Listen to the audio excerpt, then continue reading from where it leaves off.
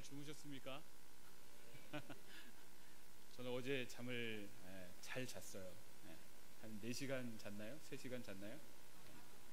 어제 가자마자 이제 애들 씻긴다고 보일러를 틀어놨는데 그게 난방이 되더라고요.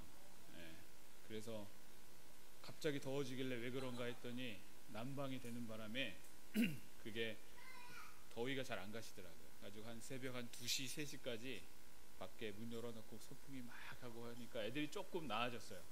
잠을 우리 하늘이 같은 경우는 얘가 열이 많아요. 그래서 케냐에서도 지금 겨울철인데 쟤는 반팔 입고 다녀요. 케냐 현지 애들이 놀랄 정도로 쟤는 현지 적응을 잘 하고 있죠. 아침에 이제 일찍 오려고 준비하고 나왔거든요.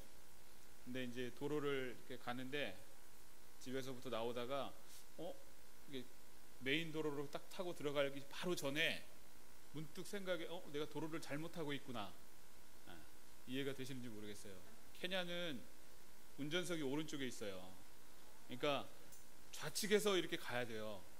그래서 가다 보니까 제가 좌측에 있는 거예요. 그래가지고 저기 차가 앞에 있길래 제가 그때서 알았어요. 도로를 잘못 타고 가고 있구나. 근데 이게 실수 안 하려고 했거든요. 저도 케냐에서 이제 한국에 갔다 오신 선교사님들이 한국 갔다 오면 도로를 잘못 들어가서 당황했다 이런 말들을 하길래 저 나이 들어서 그런 걸 거야. 제가 그러고 있더라고요. 또 오다가 앞차가 유턴하려고 기다리고 있길래 그 뒤에 딱 섰어요. 가지고 유턴하길래 같이 따라갔더니 교통경찰이 어린이 대공원에나 있을 법한 모자 쓰고 기다리고 있더라고요. 잡혔어요. 그래서 또 대한민국 경제에 또 이바지하고 왔습니다. 제가 아주 하나님이 스펙타클하게 이 부산을 경험하게 해주시네요. 감사한 일은 제가 지금 아이들과 같이 이렇게 아프리카에서 한국에 와 있는데 기도를 참 많이 했습니다. 또 이제 셋째를 낳기 위해 이렇게 또 한국을 또 방문하게 해주시고 하나님이 이곳에서 또 어떤 일들을 보이실까. 또 이제 사실 이렇게 아내 이렇게 배부른 아이 배고 있는 아내와 또 아이들 둘 그리고 저 이렇게 다니기가요 만만치 않더라고요. 전주에서 엊그제 대구로 왔다가요 대구에서 어제 이제 부산으로 내려왔거든요. 근데 이제 그 짧은 거리를 다니는데도 팔이 저려요. 짐 다 끌고 다녀야 되죠. 여러분 해보십시오. 강력 추천합니다. 차 잠깐 내려놓으시고요. 다녀보시면 쉽지 않습니다. 여러분 이렇게 다닐 때요. 근데 그와 반대로요. 몸은 힘든데 마음이랄까요? 정신은요 바짝 차립니다.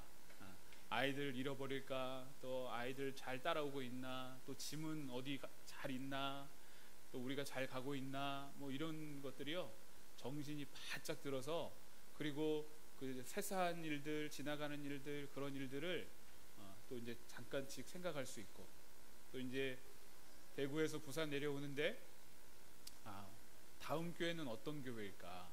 이제 사진으로만 봤잖아요. 또 이제 도미숙 집사님, 김정은 집사님 이렇게 페이스북으로 이렇게 나누는데 얼굴들은 알겠는데 또 어떤 분일까 또 생각도 하게 되고 또 그런 또 여유를 또 가지면서 여기까지 오게 됐습니다. 하나님의 말씀을 따라 산다는 게요 참 감사해요. 그게 은혜입니다. 여러분들은 어떻게 누리면서 사시는지, 여러분들 삶 속에서 그 하나님이 주시는 은혜를 어떻게 누리며 사시는지 좀 궁금합니다. 참 힘들 수도 있어요. 어려운 일도 만날 수 있습니다. 그 만날 때 그 어려움을 어떻게 이겨내는지 오늘 이 말씀 속에서 저는 그 말씀을 나누고 싶습니다. 제가 케냐에 가게 된 가장 큰 이유는 대학을 다니면서요. 신학교를 다녔거든요. 신학대학교. 군대 갔다 와서 제대하고 한 학기 다니고 2학년을 마치고요. 휴학을 했습니다. 그리고 아프리카 케냐로 하나님이 인도해 주셔서 거기서 1년 동안 봉사하게 됐고, 그리고 그때 마음을 정했어요. 저는 나는 아프리카로 와야겠다. 그 마음을 하나님이 주신 줄 믿고 계속 기도하면서 대학을 졸업하고 다시 1년 또 다시 갔어요. 그리고 나서 돌아와서 이제 합신을 대학원을 졸업하고 마음은 막 가고 싶은 거예요. 다시 돌아가고 싶은데 주변에 다 말리시더라고요. 왜냐하면 그냥 가면 힘드니까 목사 안수를 받고 가라. 그러려면 결혼을 해야 돼요, 우리 합신은. 근데 제가 그때 당시 미혼이라 저를 좋아해주는 자매가 아직 없더라고요. 그래서 2년을 방황했습니다. 방황이라기보다 기다렸죠. 전주에서 사역하다가 갑자기 이제 전주로 내려간 계기도 원래 이제 서울 쪽에 있다가 다시 이제 아프리카 가면 또 어머님도 오랫동안 못 볼 것 같은 마음이 들어서 하나님이 또 그런 기회를 주신 것 같아요. 전주에 갔는데 전주에서 사역을 1년 동안 하다가 거기서 다시 대구로 보내셨어요. 대구에서 이제 부활절 날 저희 아내를 소개받았어요. 그래서 이제 9월 8일 날 결혼하고 얼마 있지 않아서 사임을 하고 이제 그 다음에 1월 8일 날 케냐로 떠났습니다. 지금 장장 이제 5년 차를 시작하고 있습니다. 근데 그렇게 시작하는 그런 여정들 가운데 하나님이 저에게 주신 말씀이 있습니다.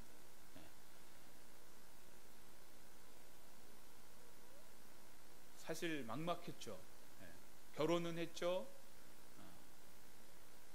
이제 아프리카를 간다고 하는데 주변에서 많이 말리시더라고요. 또 그렇게 가면 안 된다.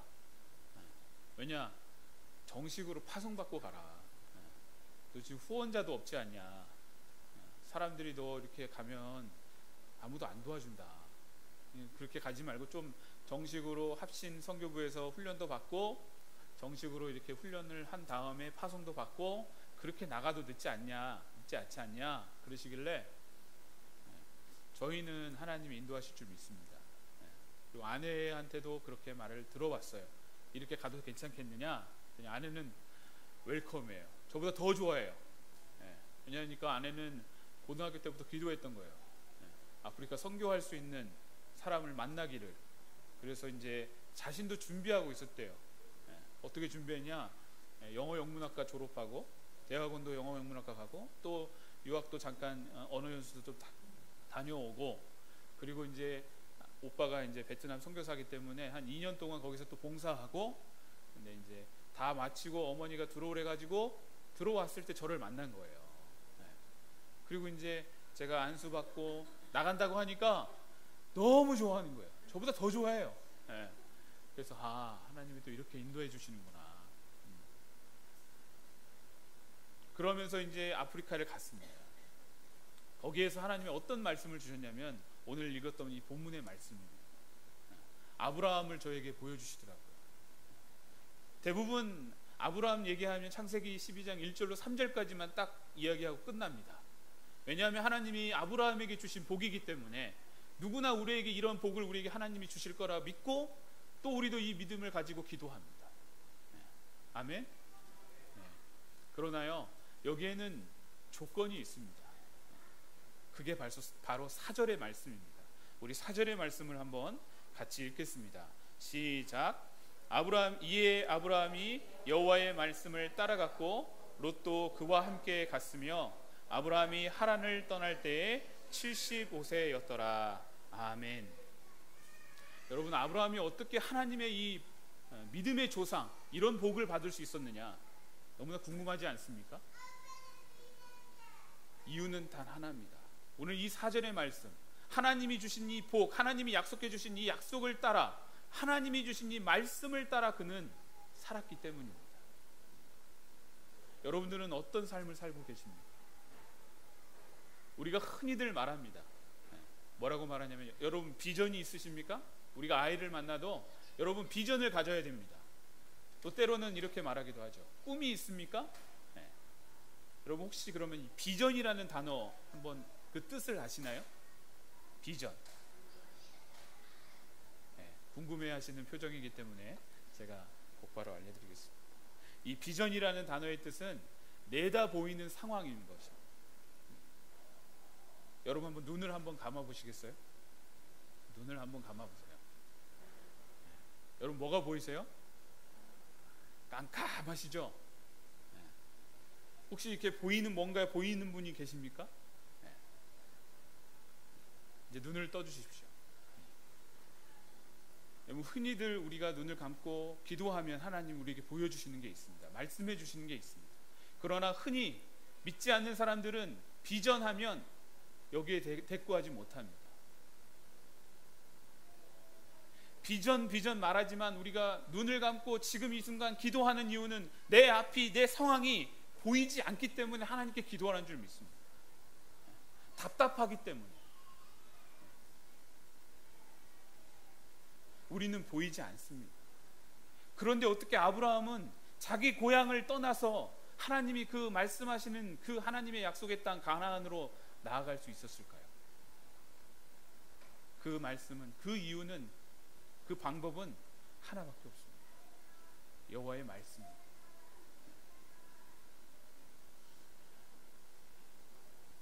5절의 말씀에 이렇게 시작합니다. 아브라함이 그의 아내 사레와 조카 롯과 하란에서 모은 모든 소유와 얻은 사람들을 이끌고 가나안 땅으로 가려고 떠나서 마침내 가나안 땅에 들어갔더라. 아멘. 여러분, 우리 신앙은요 이와 같이 흘러갑니다. 우리가 예수 그리스도를 믿음으로 말미암아 구원에 이르렀고 그 구원을 받은 자에게는 하나님의 축복된 삶을 살 줄 믿습니다. 그런데요, 이 가나안 땅으로 들어간 아브라함에게 첫 번째 문제가 생깁니다. 그것이 바로 10절의 말씀입니다. 우리 10절을 한번 같이 읽겠습니다. 시작. 그 땅에 기근이 들었으므로 아브라함이 애굽에 거류하려고 그리로 내려갔으니 이는 그 땅에 기근이 심하였음이라. 아멘. 여러분, 우리가 하나님의 말씀을 순종하고 하나님 말씀대로 살아가면 하나님이 우리에게 복을 주는 줄 믿습니다. 그런데 오늘 아브라함이 하나님의 말씀대로 따라 살았습니다. 여호와의 말씀이 이끄시는 대로 그가 따라갔습니다. 결과는 어떻게 나타났죠? 기근을 만났어요. 기근을. 여러분, 이 부분을 잘 해석해야 됩니다. 이 부분을 잘못 해석하게 되면 우리가 잘못된 신앙의 길로, 잘못된 삶으로 빠질 수가 있습니다. 저는 이 말씀을 보면서 그래, 그 땅에도 기근이 들 수 있지.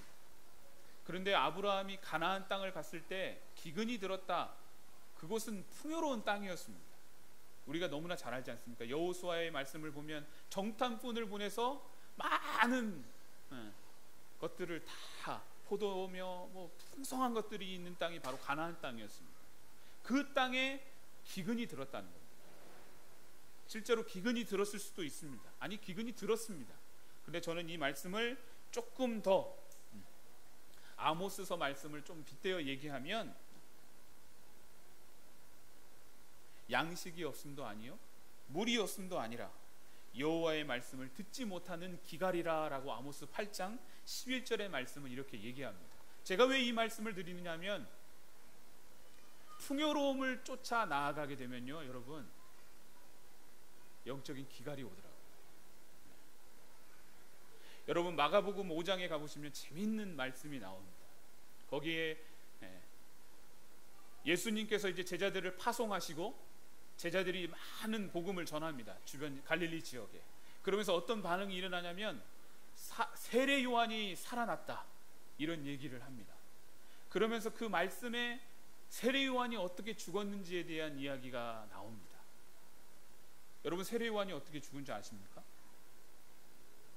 헤롯이요, 자기 형인가요 동생인가의 아내를 취합니다. 그러면서 세례 요한이요 뭐라고 하는 거예요? 당신 그렇게 살면 안 됩니다. 하나님 말씀대로 살아야지 왜 남의 동생의 아내를 취하는 겁니까? 그러니까 헤로디아, 그의 아내가 싫어하는 거예요. 그를 잡아다가 감옥에 쳐넣습니다. 근데 그 사람을 죽이면 안 돼요. 죽일 명목이 없어요. 그러다가 잔치를 열었습니다. 헤롯의 생일 잔치 때 잔치를 열고 막 고관 대관들을 다 불러다 놓고 많은 음식을 차려놓고 그 딸, 헤로디아의 딸이 춤을 추면서 막 유유를 부립니다. 그러면서 술이 취했는지 헤롯이, 그래, 너 참 아름답구나, 너 예쁘구나, 네가 나에게 원하는 게 있으면 이 나라의 절반이라도 줄 테니까 내게 말해봐라. 그 얘기를 합니다. 그러자 때는 이때다 싶어서요, 이 얘기를 합니다. 저 감옥에 있는 헤롯의 머리를 이 쟁반에 담아 저에게 주십시오. 그의 어머니가 이 얘기를 해주면서 그 말을 안 지킬 수가 없습니다. 결국은 그 세례 요한이요, 그 말 한마디에 죽고 맙니다. 그 다음 절에 가보시면 또 재밌는 부분이 나옵니다. 광야에 많은, 빈들에 많은 사람들이요 예수님을 따라다닙니다. 예수님의 말씀을 쫓아 다니다가 이제 날이 저물었으니 먹을 것이 없어서 배고파서 굶주려 있는 그 많은 사람들을 보며 제자들이 얘기합니다. 예수님, 저들이 배고파하니 저들을 마을로 보내서 먹을 것을 좀 먹게 해주십시오. 우리가 잘 아는 말씀이지 않습니까? 그럼 너희들이 줘라. 제자 빌립이 계산이 막 빠릅니다. 아니, 이 많은 사람들을 먹이려면 200데나리온이나 되는 돈이 필요합니다. 하루에 일당이 1데나리온이잖아요. 200데나리온이면 엄청 많은 돈이 필요할 정도로 많은 사람들이 예수님을 따라다닌 겁니다. 저는 이 본문의 말씀을 보면서요, 어떤 생각이 들었냐면, 우리는 이 두 가지의 자리를 쫓아다니고 있지 않나, 그런 생각이 들었습니다.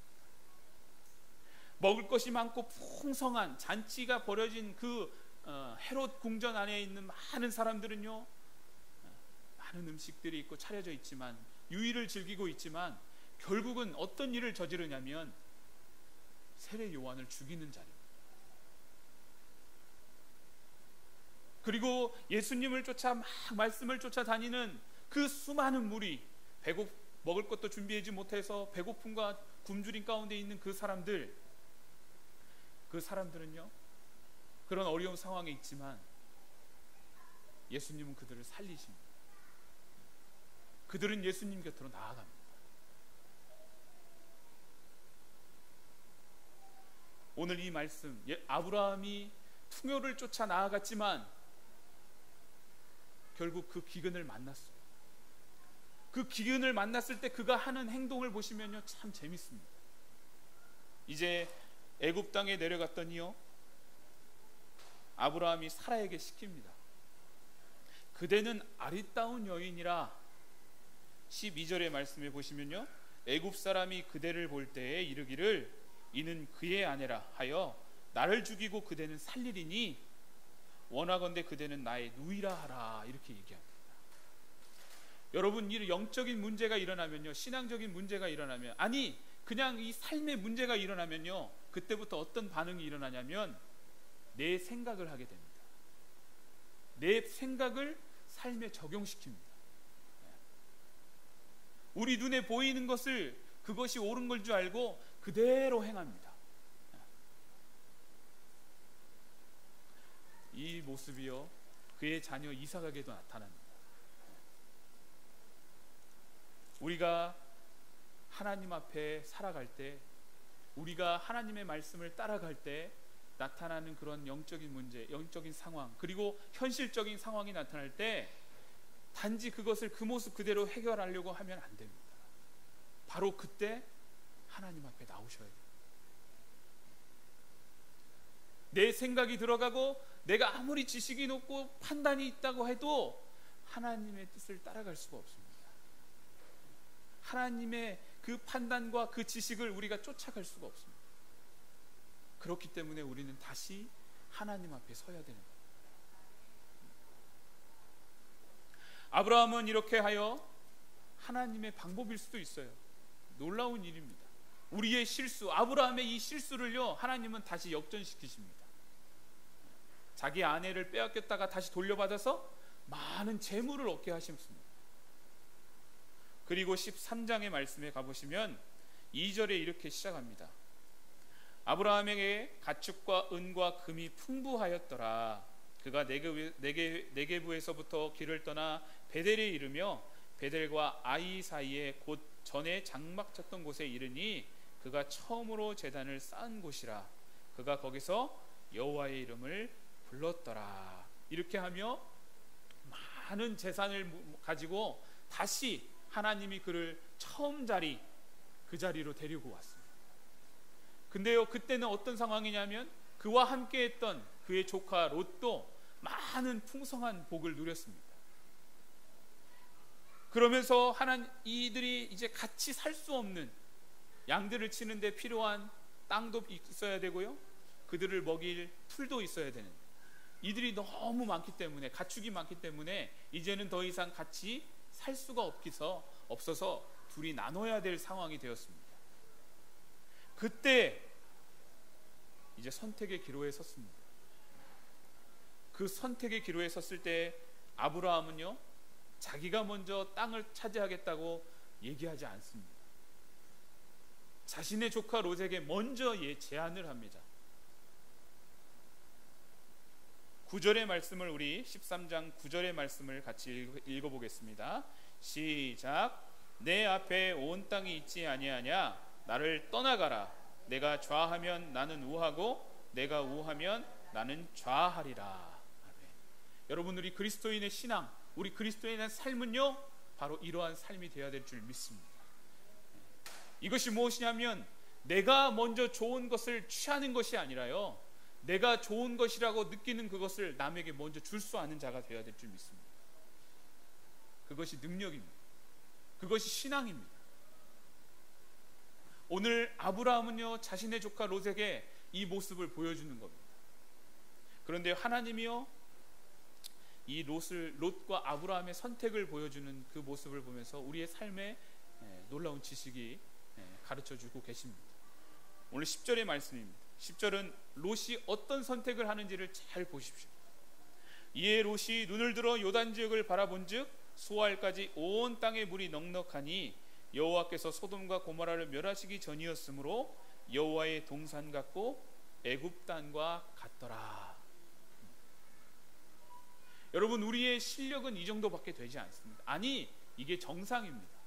우리 눈에 보기에 좋은 것, 우리가 볼 때 이 땅이 좋다, 여기가 좋다 느끼는 것을 선택하는 것이 당연합니다. 롯은요, 그 땅을 선택했습니다. 오늘 말씀과 같이 소돔과 고모라가 멸망당하기 전 얼마나 아름다웠으면 에덴 동산 같다라고 성경은 기록하겠습니다. 우리도 이와 같은 땅을 선택할 것입니다. 12절입니다. 아브라함은 가나안 땅에 거주하였고 롯은 그 지역의 도시들에 머물며 그 장막을 옮겨 소돔까지 이르렀더라. 소돔 사람은 여호와 앞에 악을 행하며 큰 죄인이었더라. 그러면서 14절입니다. 같이 한번 읽겠습니다. 시작. 롯이 아브라함을 떠난 후에 여호와께서 아브라함에게 이르시되 너는 눈을 들어 너 있는 곳에서 북쪽과 남쪽 그리고 동쪽과 서쪽을 바라보라. 보이는 땅을 내가 너와 내 자손에게 주리니 영원히 이르리라. 아멘. 여러분, 여호와의 말씀의 능력이 바로 여기에 있습니다. 아브라함은요, 하나님을 믿었습니다. 하나님이 자신의 삶을 인도하고 계신다라는 것을 분명히 확신하고 그는 따라갔습니다.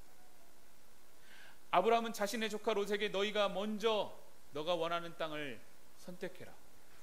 그 땅을 선택하고 난 다음에 롯이 떠나고 난 다음에 이제 하나님이 아브라함에게 나타나셨습니다. 너는 너 있는 곳에서 북쪽과 남쪽 동쪽과 서쪽을 바라봐라. 보이는 땅을 내 자손 너에게 영원히 너에게 주겠다. 여러분, 아브라함이 어떤 선택을 했을까요? 너가 있는 그 자리에서 바라보는 그 모든 땅을 너에게 주겠다. 여러분, 어떤 선택을 하시겠어요? 여기도 주세요, 여기도 주세요, 여기도 주세요, 여기도 주세요. 그런 선택을 하시겠습니까? 그래야죠.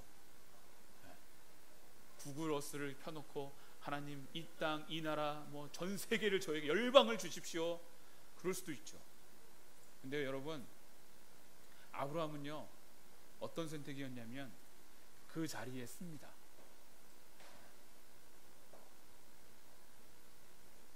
이해하셨어요? 하나님이 말씀하신 그 자리에 머뭅니다.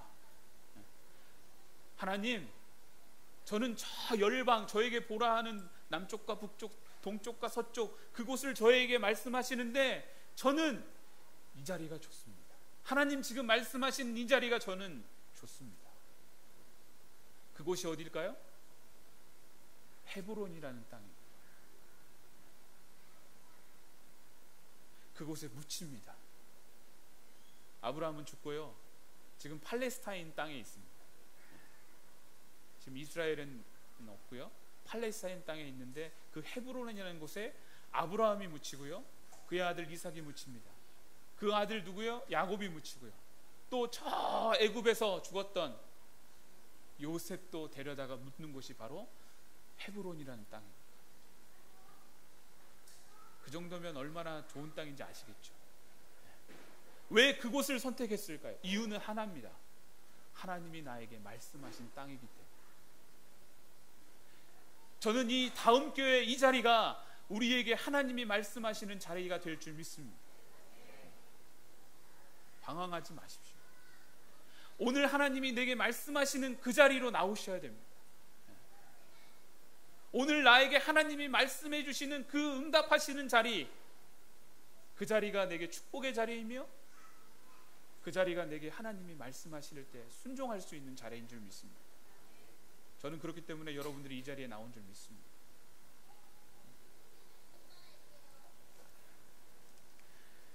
하나님의 말씀의 능력은 바로 여기에 있습니다. 오늘 예배 시간이 10분 남았네요. 네, 엄청 빨리 지나가네요. 이제 30밖에 안 했는데 지금 한 장, 8장 중에 한 장 지나갔는데 빨리 할게요. 네, 저희 케냐는요 예배 시간이 3시간입니다. 뭐 하기 나름이죠. 네, 근데 이제 저는 최대한 말씀만 전하고 짧게 전하고, 케냐에서는 근데 말씀 전하는 시간 말고 찬양하는 시간, 간증하는 시간, 또 뭐 이렇게 하면 한 3-4시간 가요. 근데 여러분들은 바쁘시니까 제가 잘 적절히 나눠야겠죠. 선택의 능력인데요, 제가 이제 아프리카에서 사역을 하면서 저에게 사역의 방향을 바꾼 사건이 있습니다. 하나님의 말씀의 능력이라는 묵상을 하면서 제가 하나님이 저에게 주신 그 사건은요 잊혀지지가 않습니다. 2013년 이 부산의 대지교회라고 있습니다. 대저동에 아시는지 모르겠어요. 아까 어제 목사님과 같이 오면서 저기 대지교회가 있네요 하고 했더니 대지교회 어떻게 하냐고. 그리고 2013년에 저희 아프리카의 100주년 그 교회 기념으로 교회를 하나 건축했어요. 그래서 이제 몬바사 쪽에 해변가에 엄청 덥습니다. 이건 더위도 아닙니다. 가만히 있으면 막 땀이 주르주르 흐를 정도고 걸어다니면 헥헥거릴 정도로 더운 날씨인데 같이 이렇게 일주일 동안 같이 먹고 자고 하면서 친하게 잘 지내게 됐어요. 그러면서 이제 가가호호 전도를 하고 다니게 됐습니다. 팀들을 나눠서. 그런데 마지막 날 한 집을 이제 전도하러 갔는데요. 이제 그 대지교회 이제 그룹별로 한 사람씩 이제 통역할 수 있는 친구들을 다 세워놨더라고요. 그래서 이제 저는 옆에서 가이드하고 따라가면서 이제 같이 이렇게 해주는 역할을 하면서 옆에 이제 쫄쫄쫄 따라다니는데 마지막 집에 갔는데 그 아주머니가 저희 팀들한테 요구를 했어요. 뭔 요구였냐면 자기는 크리스천이다. 거기는 무슬림 지역입니다. 대부분이 무슬림입니다. 그래서 이제 그 아주머니는 크리스천이라는 거예요. 가정에 갔는데. 이제 남편하고 같이 있길래 우리한테 요청을 하시더라고요. 자기가 그동안 기도해왔던 가정이 있다. 우리가 기도하면서 같이 이렇게 전도하고 있는데 마침 당신들이 왔으니까 같이 가서 우리 전도하러 가자. 그래서 오케이 같이 갑시다 하고 이제 갔어요. 집에 갔는데요 집이 너무 허름한 거예요. 사진도 있는데 제 키도 안 돼요. 지붕이 높이가. 고개를 숙여야 들어갈 만하고 제 몸이 못 들어갑니다. 옆으로 해서 들어가야지. 그 정도로 몸이 입구가 짧고 아주 여기에 뭐 사람이 사나 할 정도로 좀 허름한 집인데 그 아주머니가 들어가더니 얼마 있다가 이제 나와요. 혼자 나오시길래 아무도 없나? 그랬더니 좀 있다가 어떤 아주머니가 나오시는 거예요. 그러면서 이제 우리 팀원들한테 설명하기를 이 아주머니가 벙어리다. 말을 못하고 뭐 들리지도 않는다는 거예요. 이제 팀원들 간에 약간의 요동이 됐어요. 이분들을 어떻게 전도하나. 그래서 저한테 물어보길래 제가 뭐라고 하겠어요? 똑같이 하십시오. 네, 똑같이 해보십시오. 우리 전도 다 다니던 대로 이렇게 전도하듯이 다 똑같이 해보라 하고 했는데 놀라운 일이 일어났어요. 이분이 예수님을 영접하겠다는 거예요. 네. 그래서 영접 기도는 또 어떻게 하냐고. 아니, 했잖냐, 똑같이 해라. 그래서 이제 영접 기도도 다 했어요. 그리고 제 마음에 약간의 감동이 왔어요. 이분 참 불쌍하다. 그리고 이제 저녁에 저희가 집회가 있는데 집회도 초청하고, 그래서 안 되겠다. 이제 다 인사하고 돌아가는 때쯤 제 마음에 이분을 좀 도와줘야겠다. 그래서 잠깐 이리 오시라 하고 이제 가는 길에 이 아주머니 옆에 양옆에 뭐 애들이 둘이 따라오는 거예요. 가지고 이제 가는데 이 애들은 누구냐 했더니 아들이래요. 얘들이 아들이에요? 그랬더니 얘들은 괜찮아요 했더니 얘들도 벙어리예요. 네. 너무 마음이 안 좋은 거예요. 그래서 일단 가자. 그래서 그 살고 있는 집 앞에 딱 세워놓고 제가 사진을 찍었어요. 착 찍고 제 마음에 그래, 기도하면서 하나님이 이 사람들을 위해 후원하고자 하는 사람이 있을 거야. 그럼 그 사람을 연결해주면 참 좋겠다. 그렇게 하고 이제 들어왔어요. 이제 저녁 때쯤이 돼서 이제 베이스로 들어와서 이제 저녁에 말씀을 묵상했어요. 그 말씀이 무슨 말씀이냐면 사도행전 3장에 나오는 성전 미문에 앉아 있는 안진뱅이 말씀이더라고요. 근데 그 말씀을 보면서 막 묵상하는데요, 제가 너무 하나님께 죄송한 마음, 실수한 것, 회개하는 마음이 들었어요. 왜냐하면 이게 아니구나. 이게 전도가 아니구나. 이게 선교가 아니구나. 왜냐하면 우리가 흔히들 생각할 때 도와주는 게 선교라고 생각해요. 전도라고 생각해요. 어려운 사람 도와주고 물질적으로 도와주고 이렇게 해주는 게 도와주고 선교라고 생각하는데, 한국에 제가 그동안 봐왔던 선교팀들은요, 말씀을 전해주는 기보다 뭐죠? 그 거품, 비눗방울, 그거 가져오고 주일학교 해준다고 막 풍선이며 막 그거를 안 좋다 그게 아니라요, 방법이 바뀌어야 된다 얘기하는 거예요. 사도행전 3장의 말씀을 보면서 제가 이 말씀을 보면서 그래, 내가 앞으로 사역을 이렇게 해야지.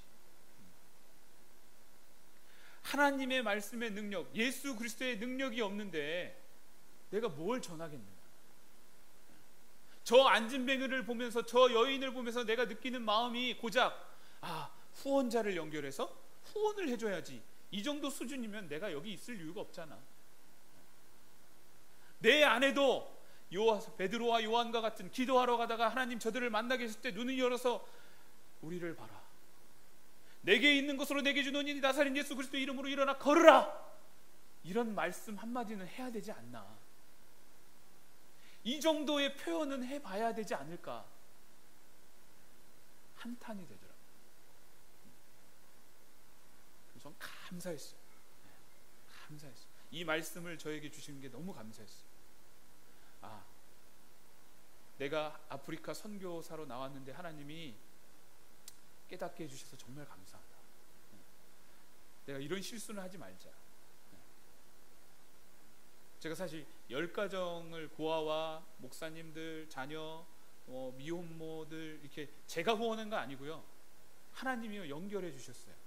후원하겠다는 교회를 제가 후원해달라고 요청 안 했어요.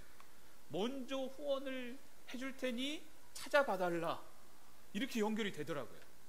제가 이제 1년 반 됐을 때 케냐에 가서, 근데 이제 한 교회에 머물면서 그 지역 현지 목사님 집에서 방 2칸 얻어서 살 때예요. 월세가 한 달에 2만 원, 전기세만 내고 살았어요. 그렇게 받아주셨어요, 저희를 선교사로. 그래서 1년 반, 1년 8개월 그 집에 살았는데요, 그렇게 살면서 많은 현지인들 그 가정을 이렇게 섬기게 해주셨어요. 참 좋았고 재밌었습니다. 그런 마음을 가지고 다녔어요. 왜냐? 또 한 번의 사건이 또 있었습니다. 그 대지교회 팀 바로 전에 미국에서 온 팀입니다. 미국에서 온 팀인데 그 친구들하고요, 미국 애들 팀은 너무 훈련이 잘 돼 있어요. 이제 대학을 졸업하고 사회생활 하기 전, 대학원을 가기 전 한 달 동안 합숙을 하면서 뭐 스킷 드라마니 워십 댄스며 뭐 다 준비해 와요. 1000명이 모여도 얘들은 흔들리지 않습니다.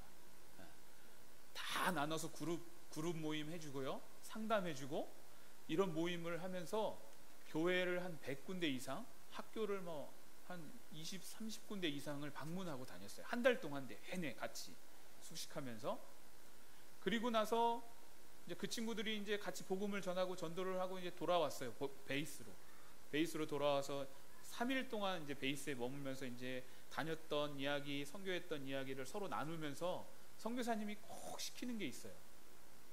그 선교 베이스에 한쪽 귀퉁이에 땅이 있는데 그 땅을 파서 뭐 씨앗을 심는다고 다 개간을 시키는 거예요, 이 젊은 애들을.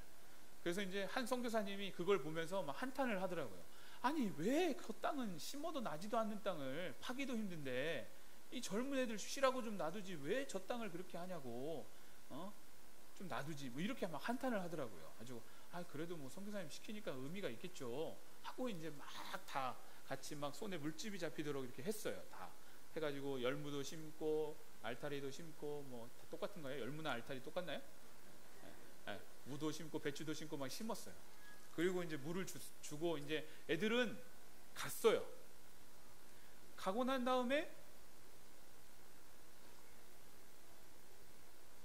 남은 사람이 저밖에 없는 거예요. 다 집에 갔잖아요. 얘들은 일 다 끝내고 저만 남았잖아요. 그래서 문득 그 선교사님이 한 얘기가 생각나요. 여기는 심어도 안 나고 심어놔도 홍수가 나든지 새들이 오든지 잡초가 나든지 여기는 안 자란다. 헛탕이다. 이런 얘기 하길래 그래. 일주일 정도 되고 나서 아침에 눈을 뜨자마자 그 밭에 갔어요. 잡초 뽑으러. 좀 손을 봐줘야 되니까. 그리고 나 가봤더니 우리 같이 일하는 현지인 스텝 몇 명이 그걸 뽑고 있는 거예요. 먼저 그 모습을 보는 순간 제가 정신이 번쩍 나더라고요. 선교사가 이거 하러 왔구나. 여러분, 선교사가 대단한 일 하는 거 아닙니다. 저 혼자 하는 것도 아니고요. 사도 바울이 얘기했던 것처럼 물 주는 자가 있으면 뿌리는 자도 있는 것처럼 저는 하나님이 그 일을 하시는 것 같아요. 팀들이 와야 하는 이유가요, 그거예요. 같이 일하는 거예요. 품앗이 하는 거예요. 저 혼자 몇 교회를 다니겠어요. 또 뿌려놓은 씨앗이 잘 자라는지 어떻게 되어 가는지 제가 리포트 해드리는 거예요. 제가 하는 일이 그 사역이더라고요. 그 모습을 딱 보면서요, 제가 이거다. 저희 지역에 교회가 28개 있습니다. 매주 다녀요. 다니는 이유가 제가 말씀 전하러 다니는 것도 있지만 그 현지 목사님이 잘 목회를 하고 있는지, 뭐 어려운 일은 없는지, 이런 것들을 돌아보는 거예요. 그분들도 얼마나 고통이 많겠어요. 먹고 살기도 힘들죠. 자녀들은 막 4, 5씩 되죠. 학비도 없죠.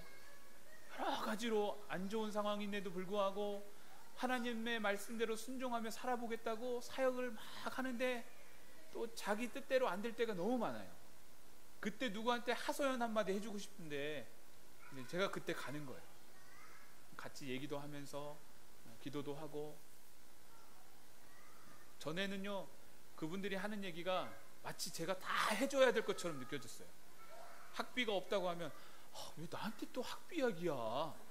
나도 돈이 없는데, 나도 먹고 살기 힘든데 뭐. 나도 지금 차가 12년짜리 된 차가 있는데 그전에는요, 하늘이 안고 우리 아내가 마타투라고 이제 조그마한 봉고차 같은 거요 타고 막 3시간 4시간 주일마다 다녔거든요. 때로는 오토바이도 타고. 이렇게 다니는데 나도 더 힘들다고 하고, 그리고 뭐 사는 집도 우리보다 더 좋고, 이 사람들은 땅이라도 있잖아요. 우린 땅도 없죠. 집도 없죠. 비교해보면 이 사람이 더 잘 살아요. 우리는 별로 이렇게 잘 사는 것 같지 않은데. 근데 그런 말들이 처음에는 부담으로 느꼈지만 지금은 전혀 부담스럽지 않습니다. 다 얘기해 주세요. 네, 그래요. 왜? 내가 할 일이 아니기 때문에. 하나님이 하세요. 하나님이 진짜 응답해 주시더라고요. 우리 하늘이 날 때도 그렇고 나라 날 때도 그렇고 우리 이제 셋째 이름이 이제 우리 목사님 계속 이마리로 기도해 주셨다는데 바꿔주세요. 이제 셋째는 로이입니다. 로이. 네. 어제 말씀드렸는데 오늘 또 우리 이마리 이렇게 이마리로 해야 되나 나 순간 저기서 갈등했어요. 우리 목사님 이마리가 좋으신가 보다. 네. 왜 로이라고 했냐면 히브리어로 목자라는 뜻이라더라고요. 네. 우리 같은 케냐에 저희 집 사는 1층에 사시는 선교사님이 70세 되셨는데요. 그분 손자가 로이라고 하더라고요. 처음에는 그냥 그런갑다 하고 들었는데 듣고 그 뜻을 설명을 들으니까 괜찮아요. 그리고 이게 시리즈로 나가는 것도 좋지만 한편은 조금 다른 이름 나가도 괜찮겠다 싶어서 로이로 이렇게 했는데 한번 참고해 주시고요. 네. 기도해 보시면서 아니겠다 나는 이마리로 하겠다 하면 뭐 어쩔 수 없고요. 저는 로이로 나가고 목사님은 이마리로 하시고.